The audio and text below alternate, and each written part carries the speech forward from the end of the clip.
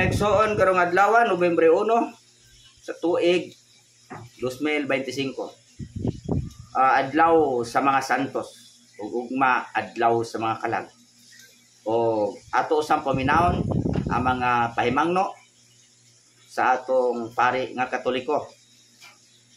Aron ato masabtan unsa gay kining pitsa 1 sa Nobyembre, pitsa 2 sa Nobyembre. Ani ang iya mga pamahayag ug pahimangno sa mga Katoliko. Dili adlaw sa mga yawa, kundi adlaw sa mga santos. Kay ang pulo nga Halloween gikan sa pulo nga halo nga nagkahulugang balaan.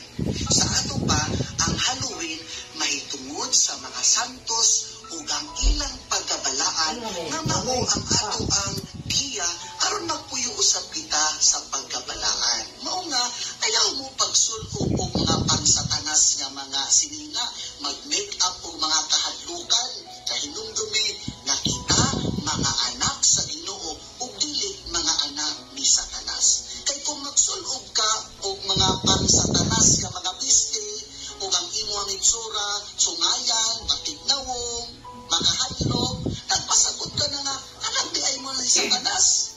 Mao nga magsul-ob unta kita og mga sinina sa mga santos, sa mga balaang tawo kay kita mga anak sa Ginoo. Mao kana ang insaktong pagsaulog sa umaabot nga Halloween.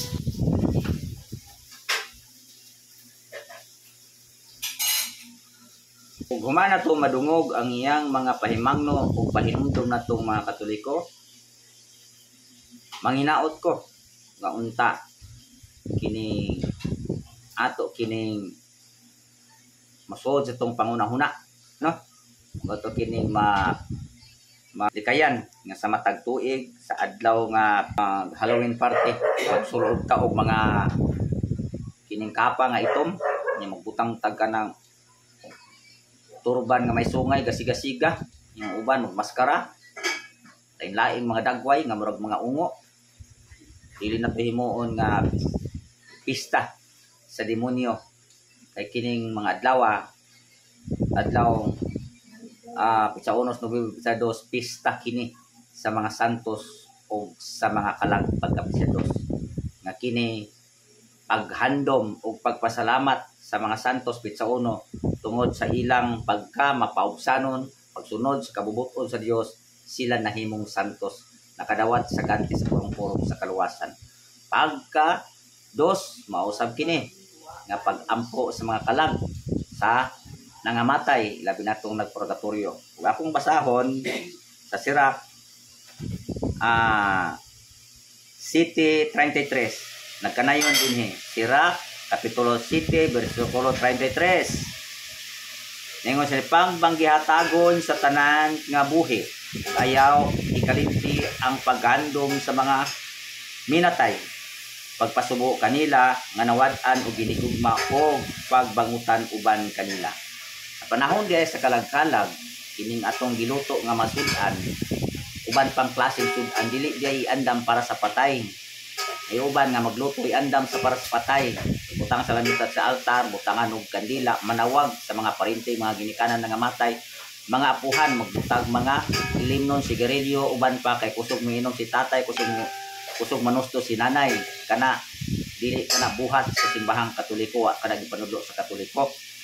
Ang gibuhat mao kini dinhi nga kung naa man galing tayo lutuon, ipakaon sa bisita nga mana sa tong panimalay, pareha nang imong silingan nagluto og dakong baboy, ang mayong kaadto ko sa ila ni Tampulana, mamban Tampulana kay nagluto og dakong baboy, mangalag ko sa ilaha, dili day kalag nga patay kundi kitang mga buhi mo mga lag dito silang panimalay. Busa ayaw gihalat sa kalag anyong niluto, kundi ipakaon sa mga bisita. Kay usbon ko pagbasa, Sirach 33, City 33, pag manggihatagon sa tanan nga mga buhi, ug ayaw hikalimti ang paghandom sa mga minatay, pagpasubo kanila nga nawad-an og ginigugma ug pagbangutan uban kanila. So may pagkaon sa mga kalag nga patay, pamisa, ug ita na ang simbahan sa menteryo magpamisa gyud, no? Labi na di matol og Domingo. Anay ubang mga lugar nga tibok adlaw magpamisa kada oras sa Bugo, kada oras may pamisa dito sa wala pa wala pa ambot lang karon kay ni agi manglinog dito. Misa kada oras gikag buntag ngadtong hapon no.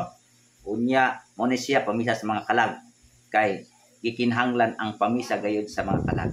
Ngano man brad pamisahan mga kalag unsa gingon diri sa 2 Makabyos 12:44. Ningon din he kun wala pa siya magtuo nga ang patay mabanaw usa unta kabutang nga binuang ug walay kapuslanan ang pag-ampo alang kanila ining malig-on og Dios non nga hunahuna nga ang tanang mga tawo nga nagtuo sa Dios makadawat og usa ka ganti nga gikinhanglan.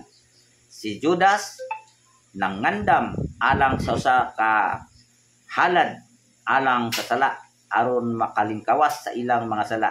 Sila nga nangamatay, sila nga nangamatay no nangandam. Mao ni siya Sirach 2 Makabyos 12:44 ngadto 45. Mga igsoon, kung dili ta magpakabana sa panudlo sa simbahang Katoliko, magpabilin gihapon ta sa kabaganong pagtuo. Ikaw nagpakabana sa imong pagtuo, gikinahanglan ikaw manduki-duki ug magsusi. Kay dili ka ang tawgon Katoliko, kundi ka kadtigong manalipod sa imong pagtuong Katoliko.